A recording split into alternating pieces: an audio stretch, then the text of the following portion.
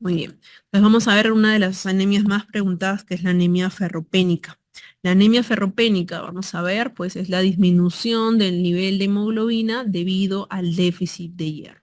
Entonces, normalmente nosotros de las carnes que consumimos, un 1% de este hierro va a ser absorbido. Entonces, va principalmente, vamos a hacerle un zoom. Vamos a hacerle un zoom. Vamos a ver de que el hierro va a absorberse y a nivel del estómago comienza a incrementarse la absorción del hierro porque la acidez de este va a hacer que algunos compuestos de hierro en su forma de férrico va a ser convertido a ferroso, que es la mejor forma de absorber el hierro. Entonces va a absorberse a nivel del duodeno. ¿Ok?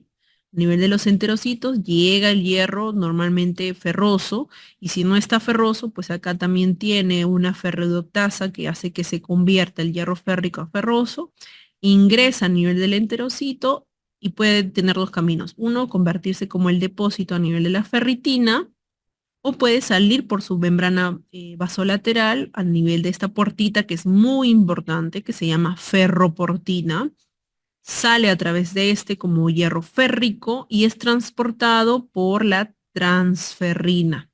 Transferrina. Esta molécula de transferrina, hagámosle cuenta que es este bus que tiene 3 asientos, donde normalmente en estados normales un tercio de este está ocupado. Es decir, un tercio es igual a equivalente a 33%. Entonces, la saturación de esta transferrina normalmente es 33% o 30%. ¿Ok? Y finalmente el hierro es llevado hacia lugares de depósito. Por ejemplo, médula ósea, doctora. ¿Y cómo se deposita? Como ferritina. Doctora, ¿y cómo se deposita a nivel del hígado? Que también se transporta hacia ahí, se deposita ahí como hemosiderina. La hemosiderina es un compuesto más insoluble que la ferritina, pero también cuando hacemos alguna biopsia de hígado podemos observar la hemosiderina, ¿no? Muy bien. Entonces, ¿por qué puede darse? Principalmente en países subdesarrollados, pregunta de examen, es por la disminución del aporte, por la malnutrición. Pero también tenemos el caso de pérdidas. Entonces, en países desarrollados, normalmente ahí va la pregunta, países desarrollados, ¿cuál es la principal causa de anemia ferropénica? El aumento de pérdidas. ¿Al nivel de qué? En varones, tracto gastrointestinal. Pero si hablamos en un caso, nos ponen a alguna paciente, mujer, que es joven y que tiene anemia ferropénica, pues lo que podemos pensar es que de repente el tema es ginecológico a nivel de la menstruación, ¿no? Por el aumento de pérdidas a nivel menstrual. ¿Qué disminuye la absorción? Por ejemplo, un paciente que tiene, perdón, una enfermedad de Crohn, que tiene una enfermedad inflamatoria intestinal en general y que hace que el hierro se disminuya la absorción. O en lugares o momentos en los cuales se aumenta el requerimiento. Por ejemplo, lactantes. Por ejemplo, gestantes. O también adolescentes. Adolescentes. Doctora, ¿y qué clínica voy a tener? Pues bueno, yo puedo tener en anemia ferropénica muy crónica, coiloniquia. ¿Qué es la coiloniquia? La coiloniquia es esta forma en los dedos, en las uñas, forma de cuchara, coiloniquia. Puedo tener queilosis, que es las famosas, que ustedes los pacientes les van a decir como boqueras. Asimismo, a nivel de la sangre periférica, esta es una lámina periférica teñida en Bright, en las cuales se observan que los glóbulos rojos van a ser unos glóbulos rojos pálidos. Normalmente el glóbulo rojo, un tercio nada más es pálido. Así debería ser un glóbulo rojo. Pero ven, en la anemia ferropénica lo que estamos viendo es que es una anemia, es un glóbulo rojo pequeñito, pero que también está pálido. Por eso se llama microcítico e hipocrómico, porque tiene poca coloración. Y bueno, la palidez, que sí es una palidez que se puede ver a nivel subconjuntival o también de membrana, ¿no? Em, Asimismo, puede ocurrir de que haya un paciente, que les puedan describir un paciente que tiene disfagia. Y cuando le hacen la endoscopía, encuentran membranas a nivel esofágico. Entonces, esta incapacidad de poder tragar conforme a un paciente que tenga anemia ferropénica, se puede dar en este tipo de pacientes, una vez que ya hacen la endoscopía y obviamente se le da el tratamiento con hierro, comienzan a comer de manera normal y se normaliza.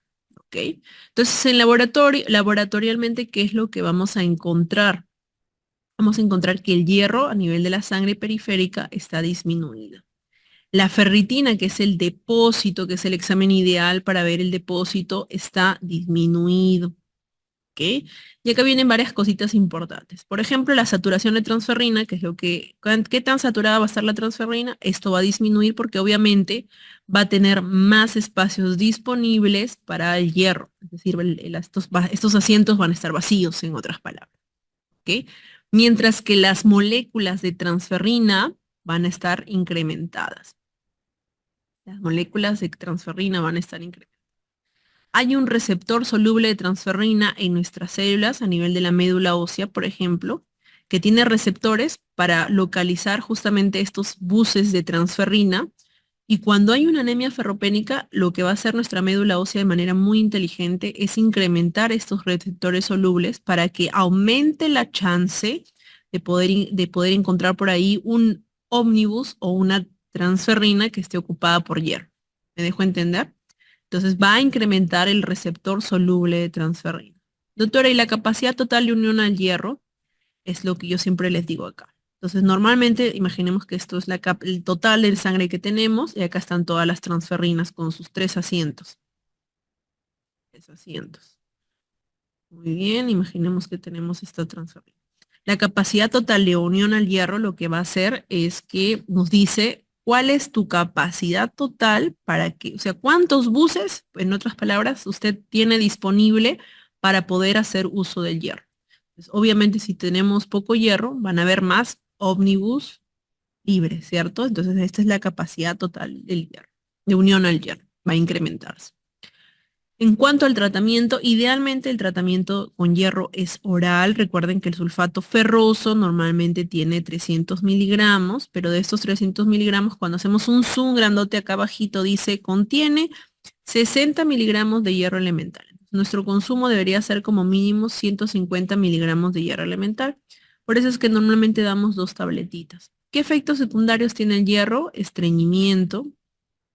Las deposiciones se van a hacer oscuras, uno de los efectos secundarios, estreñimiento, las deposiciones oscuras, y asimismo también va a haber una acidez, puede haber una acidez, que es una de las contraindicaciones relativas de cuando uno consume hierro oral. El hierro oral se da en ayunas, se evitan inhibidores de bomba de protones como meprazol, porque si no disminuye la acidez y por la fisiología que hemos visto, disminuye la absorción. Entonces, hierro sacarato, ¿cuándo lo doy, doctora? Cuando a nivel del duodeno, por ejemplo, ha habido alguna cirugía. ¿Ya? Entonces, por ejemplo, pacientes que tienen bandas gástricas, que tienen enfermedades inflamatorias intestinales o anemias también por enfermedad crónica y que tengan deficiencia de hierro, también les podemos dar hierro endovenoso. ¿Ok? Muy bien. Ah, me olvidaba. Este síndrome de la disfagia con anemia ferropénica se llama síndrome de Plummer, Plummer con doble M, Vinson. Muy bien, listo. Entonces, ¿cuál es la causa más frecuente de anemia? En este caso, en países subdesarrollados, anemia ferropénica por el consumo. Causa más frecuente de ferropenia en general, en nuestro caso, en Perú sería la disminución del consumo. Causa más frecuente de ferropenia en el varón en general, si les preguntan así, son pérdidas tractogastrointestinales. ¿Y cuál es la causa más frecuente de ferropenia en la mujer? Pues pérdidas menstruales. Primera manifestación analítica de la anemia ferropénica, vamos a ver de que comienza a disminuir el volumen corpuscular medio. Va a ir disminuyéndose, disminuyéndose, hasta que finalmente ya el depósito de hierro esté vacío, esté en cero, y ahí sí la hemoglobina, ¡pum!, comienza a caer. El mejor parámetro bioquímico para detectar, ya les había dicho que es la ferritina. Método diagnóstico más fiable para la detección de ferropenia, si nos dicen el gol estándar, es hacer una punción de médula ósea para detectar ahí el depósito de hierro. La absorción del hierro es mayor si se encuentra en la forma de, así es, entonces nosotros tenemos hierro Em y hierro no Em. El hierro Em está en forma de carnes, presentaciones cárnicas, mientras que el hierro Noen está principalmente en vegetales. ¿Ok? Esta presentación de hierro Noen es un hierro férrico, mientras que el hierro En es el hierro ferroso. ¿Cuál es la mayor absorción? Con hierro En o hierro ferroso. ¿Qué proteína es la principal transportadora de hierro? Es la transferrina. ¿Cuál es la principal proteína de depósito de hierro? Es la ferritina. ¿Cuál es el mejor parámetro de almacén del hierro del organismo? Ya, nuevamente la misma pregunta, es ferritina, ya contestado. Principales causas de anemia ferropénica, disminución de la absorción, aumento del metabolismo,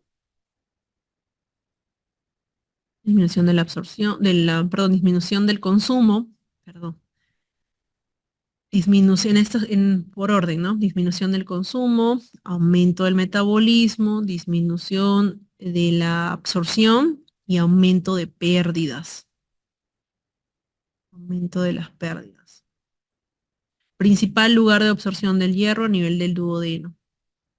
Ante una paciente de 35 años con hemoglobina en 10 que tiene astenia, mareos y nos hablan de síntomas característicos de anemia ferropénica, estomatitis o queilosis y uñas quebradizas. ¿Qué sospecharías? Anemia ferropénica. Igualmente nos vuelven a poner lo mismo, anemia paciente con anemia con microcítica, características microcíticas, hipocrómicas, con disminución de la sideremia o también llamado hierro sérico y de la ferritina, o sea, tiene disminución de del hierro sérico y de la ferritina. Y aumento de la concentración de transferrina, pero disminución de esa saturación. Deberíamos sospechar de anemia, deficiencia de hierro. Muy bien, ahora anemia megaloblástica. Vamos bien. La anemia megaloblástica se da por una disminución ya sea de la vitamina B12 o vitamina B9. Normalmente la vitamina B12 tiende a absorberse a nivel del ilio y a nivel del ilion, por medio de las transcobalaminasas, comienzan a absorberse. Pero para poder llegar hasta el ilion, la vitamina B12 ha tenido que pasar todo un camino. Desde la boca del paciente tenemos enzimas, a nivel de las enzimas de la saliva, que comienzan a sacar las proteínas y solamente dejar la vitamina B12.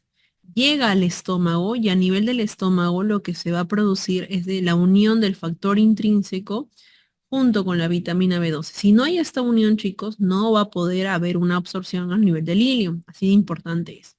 Entonces, cuando hay a nivel de las células parietales que hacen la producción de este factor intrínseco, cuando hay una disminución un problema autoinmune que destruye las células parietales o que destruye el factor intrínseco, se llama anemia perniciosa, que es un subtipo de deficiencia de vitamina B12 o de anemia megaloblástica. Entonces acá va a haber un problema de absorción a nivel del estómago que normalmente cursa con acloridria y que tiene mayor propensión a tener cáncer de estómago. Entonces, uno de los factores para absorber es de que se una al factor intrínseco a nivel del estómago. Muy bien. Entonces, laboratorialmente, recuerden que esto lo que ayuda a la vitamina B12 y el ácido fólico es a la formación del ADN. Entonces, como no va a haber ADN que forme, no solamente el problema es con los glóbulos rojos, sino que el paciente puede tener una clínica de una pancitopenia. Además, como va a haber una megaloblastosis, recuerden que ya conversamos de eso, entonces la megaloblastosis lo que va a hacer es de que no hay una conformación adecuada y lo que va a ocurrir a nivel de la médula ósea es una hemólisis dentro de la médula ósea, se llama aborto intramedular. Así le llamamos nosotros.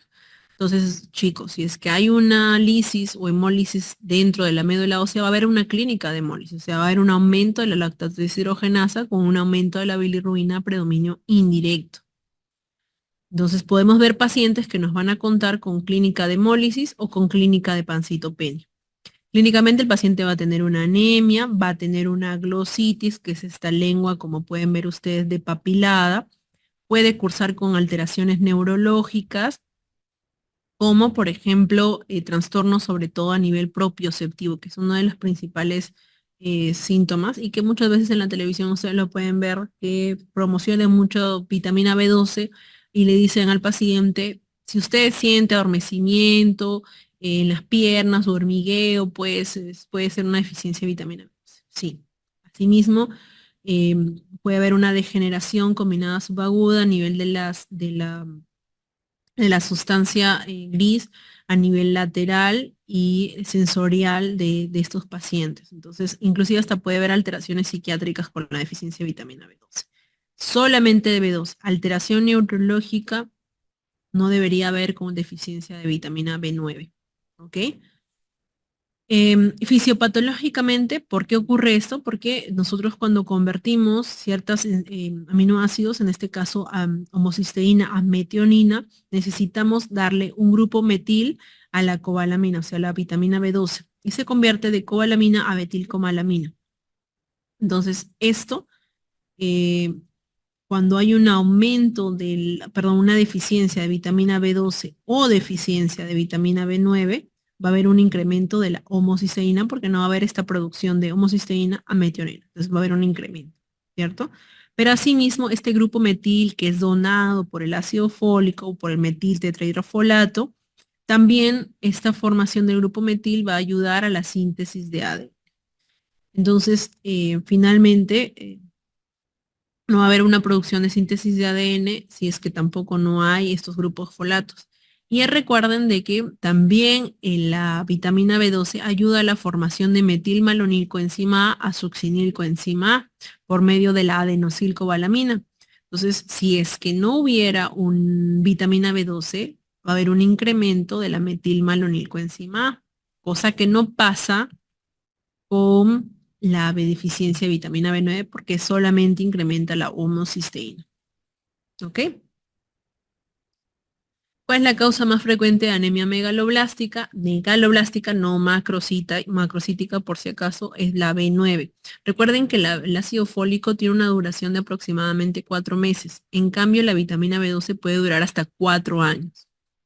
En el caso de las causas principales de anemia megaloblástica, en el caso de la vitamina B12, tenemos desde que ingesta el paciente, por ejemplo, pacientes veganos, a nivel del estómago que tengan una gastritis o que hayan tenido una gastrectomía, por ejemplo, las famosas bandas gástricas, que tengan una enfermedad inflamatoria intestinal que no deje que a nivel del ilio o un sobrecrecimiento bacteriano a ese nivel que no deje que se absorba la vitamina B12. Por ejemplo, también ciertos parásitos en las cuales puede haber un aumento, una disminución de la absorción a nivel del ilio. Muy bien. Cambios morfológicos típicos de las anemias megaloblásticas, ya les había dicho, principalmente a nivel de la lámina periférica vamos a ver un aumento de la lobulación de los neutrófilos. ¿Ok? Una hipersegmentación de los neutrófilos. Entonces, cuando ustedes lean esta palabra clave, hipersegmentación de los neutrófilos, tienen que pensar en anemia megaloblástica. Pero además vamos a ver anemia con glóbulos rojos macrocíticos, ¿cierto? La más característica es la hipersegmentación de los neutrófilos. ¿Qué tipos de anemia es muy frecuente la elevación de la lactotihidrogenasa? Principalmente las anemias hemolíticas y en segundo lado, y no olvidar, las anemias megaloblásticas pueden tener también un aumento de la lactato deshidrogenasa. Almacén fundamental de vitamina B12 es el hígado. ¿Dónde encontramos normalmente? En carnes. Principalmente, doctora, ¿dónde puede encontrarlo? En hígado, en ostras, en ese grado, ¿no? Para la absorción de vitamina B12 es fundamental un factor que es sintetizado por las células parietales, ya sabemos que es el factor intrínseco. Etiologías más frecuentes del déficit de vitamina B12, pues de que haya un tema de paciente vegano, que haya una gastrectomía, ya le hemos conversado. Causa más habitual de déficit de cobalamina, creo que acá debe decir vitamina B9. De ácido fólico, en este caso el alcoholismo. El ayuno prolongado también. Pacientes con alcoholismo tienden a tener un déficit de esto o que también hayan tenido un aumento en el caso de gestantes o niños. Por eso es que se da suplementos durante estas etapas. aumento del metabolismo. ¿Ok? Causas más habituales de déficit de B9. Ante una paciente de 67 años que presenta anemia con un volumen corpuscular de 120, que es sueca, tiene anticuerpos contra células parietales, hay que sospechar de anemia megaloblástica, que es subtipo anemia perniciosa. La anemia perniciosa es sobre todo más visto en pacientes europeos. Por eso es que ponen ahí el caso de una paciente sueca. En referencia a la patología gástrica, ¿qué sería lo más importante tener en cuenta en esta paciente? Que puede tener una gastritis atrófica por acloridria, y que finalmente esto nos lleve a tener cáncer gástrico en el transcurso de los años. Por eso es que estos pacientes deben quedar a cargo también de los gastroenterólogos para poder monitorizar cada 2, 3 años con endoscopía. Para el diagnóstico de anemia perniciosa se utiliza un TEL? ¿Cuáles son los test? Lo que hacemos es anticuerpos contra factor intrínseco y contra células parietales.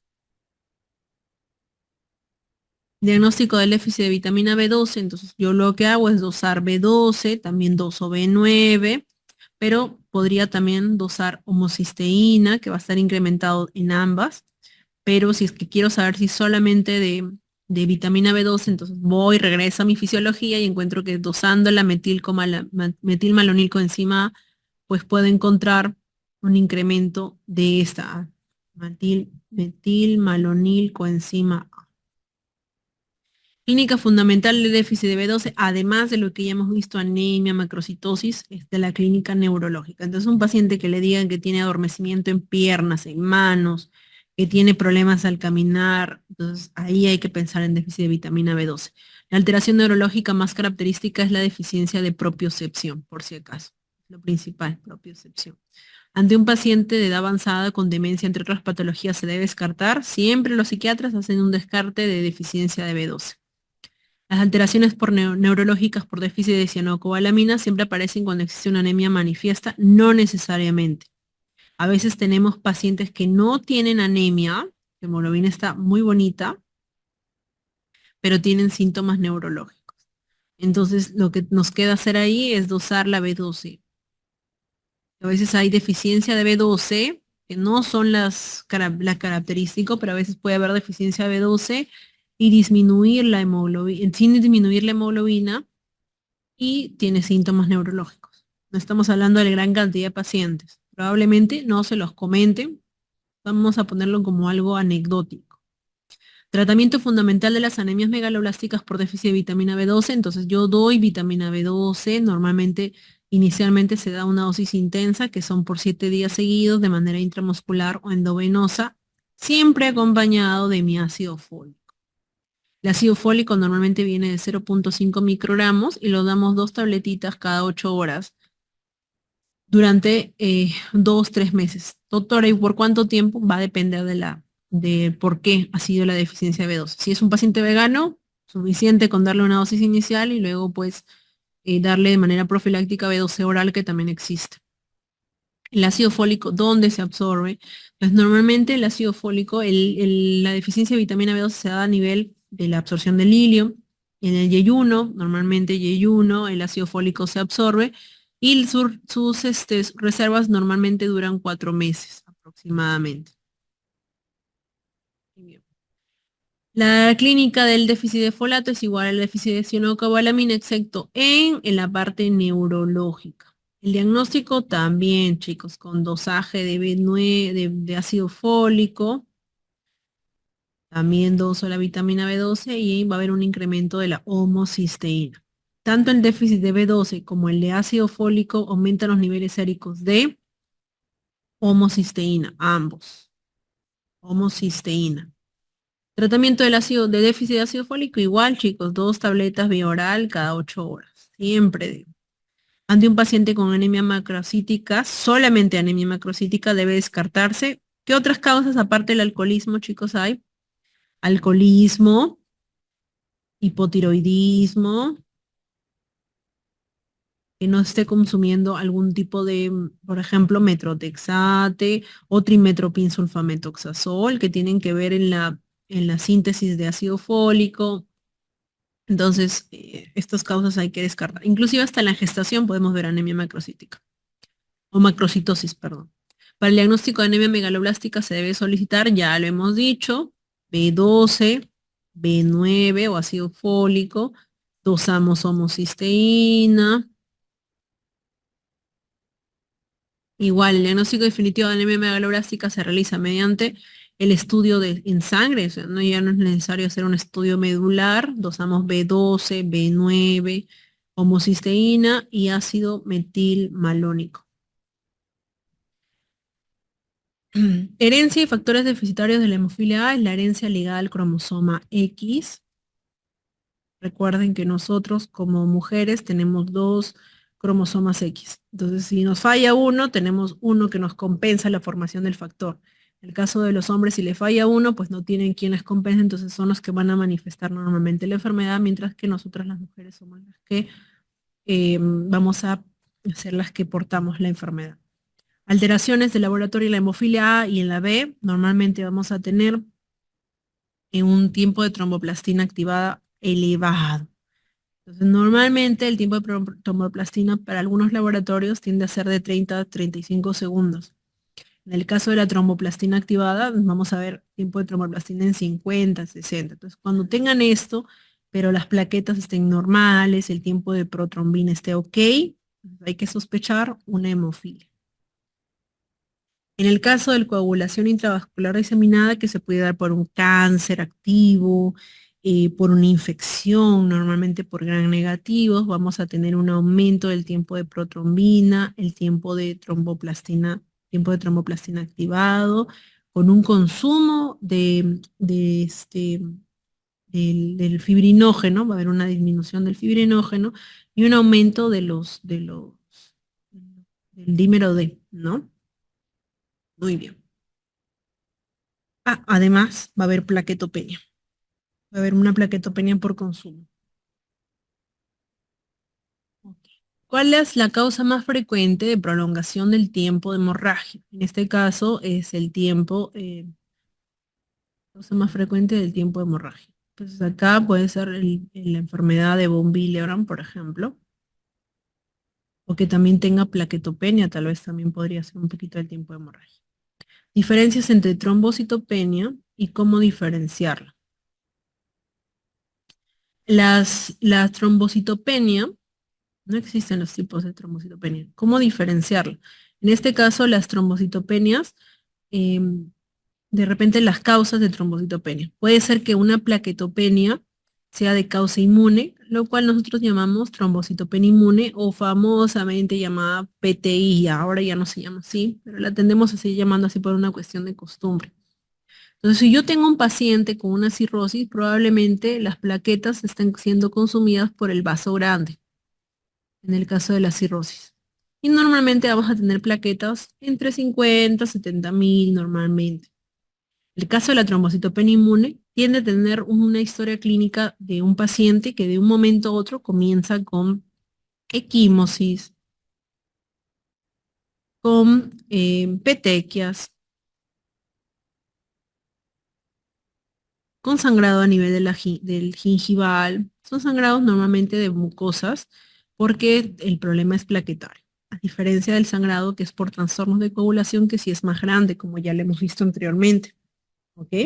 Entonces, un paciente que yo esté sospechando una trombocitopenia inmune, normalmente las plaquetas, ¡pum!, de un momento a otro caen. A veces si tienen un control previo, vemos que las plaquetas han estado normal y que de un momento a otro, ¡pum!, las plaquetas comienzan a bajar.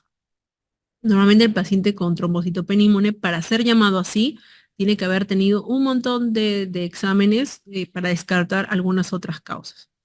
Lo que no deberíamos encontrar en el PTI es que tenga el vaso grande, porque yo tendría que sospechar en otra cosa. Entonces es un dato en contra. Como es un problema inmune, acá nuestro caballo de batalla son los corticoides. ¿Cómo empezamos? Con prednisona.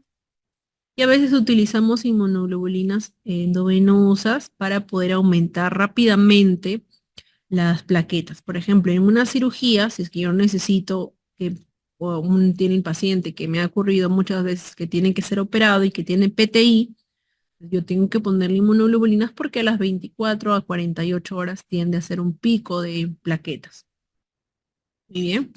Recuerden, antes de seguir pasando de tema, que el PTI normalmente tiene dos presentaciones. La primera es en niños, que tiende a ser más, eh, no tiende a la cronicidad y casi siempre está dado por un hecho previo. Entonces, en los casos clínicos les pueden contar de que ha tenido una diarrea, un problema respiratorio y que tiene PTI.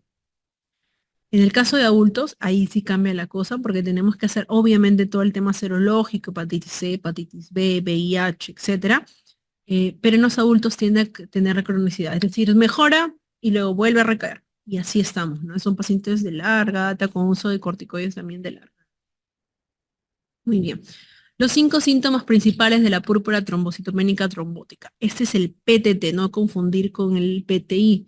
El PTT, como su nombre lo dice, hay una disminución de las plaquetas, una disminución de la hemoglobina, pero es un subtipo de anemia hemolítica, es una anemia hemolítica microangiopática. Ahorita vamos a ver por qué. Asimismo, puede haber un incremento de la creatinina, un deterioro del nivel de conciencia, y además puede tener fiebre. Entonces son 1, 2, 3, 4 y 5 cosas que tenemos que ver. Entonces, el típico caso es un paciente que viene joven, que viene con dolor de cabeza, lo ven pálido, le toman sus exámenes, se encuentran plaquetopenia, anemia, pero en el laboratorio, en la lámina periférica, lo que les va a decir es que tiene esquistocitos. Entonces, esto me dice que es una anemia hemolítica de tipo traumático, se llama esquistocitos, y esto pasa porque lo que ocurre es de que, perdón, lo que ocurre es de que hay un déficit de una enzima que se llama ADAMS13, que normalmente esta enzima la hace de tijera. O sea, lo que hace, su función es ser una tijera para cortar los multímeros gigantes del factor de von Willebrand, ¿no? Von Willebrand, como les había dicho, son multímeros grandes. Entonces, cuando son sintetizados a nivel del endotelio, estos tienden a ser escindidos por esta enzima. Cuando falta esta enzima, se produce esta enfermedad.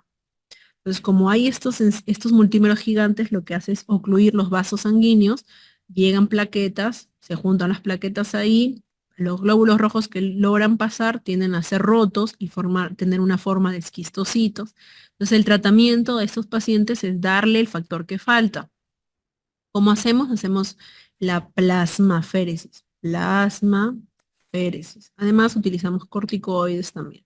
Pero principalmente acá la técnica a seguir es plasmaféresis. Es decir, retiramos el plasma del paciente y le damos plasma de otros pacientes que sí tienen este factor. ¿Ok? ¿Cuál es la diátesis hemorrágica hereditaria más frecuente? La deficiencia o la enfermedad de von Willebrand. Hereditaria más frecuente.